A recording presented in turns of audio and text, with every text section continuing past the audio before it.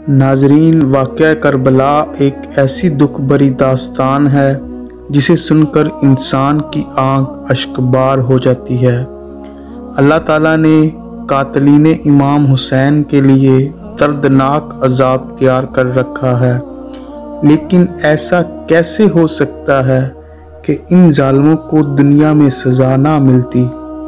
अहले बैत के कातलीन को किसने चुन चुन कर कत्ल किया, यही आज की हमारी इस वीडियो का मौजू होगा।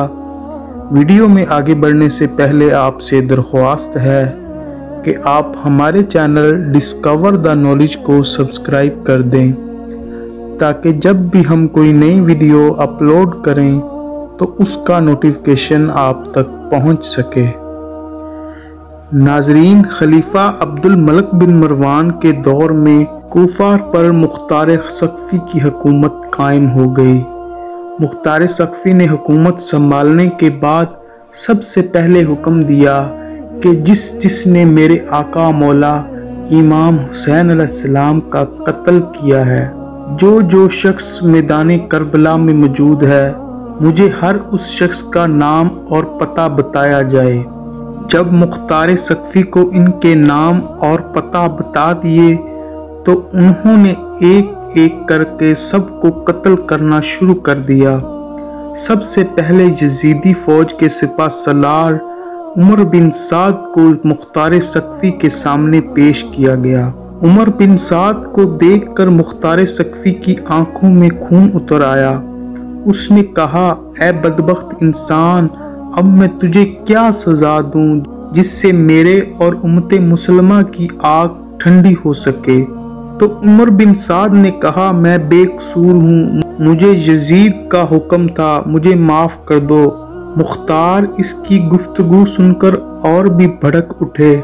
फिर आपने हुक्म दिया कि इसके बेटे को लाया जाए और इसके बाप के सामने इसकी गर्दन काट दी जाए, ताकि इस बेगैरत इंसान को पता चल सके कि अकबर की लाश को देखकर इमाम हुसैन अलैहिस्सलाम के दिल पर क्या बीती होगी। हुक्म की तामील की गई और इसके बेटे की लाश इसके सामने तड़पने लगी। फिर इसके बाद जल्लाद ने उमर बिन साद का भी काम तमाम कर दिया और इस जालिम शख्स की गर्दन उड़ा दी। इसके बाद मुख्तार के सामने शिमर को लाया गया।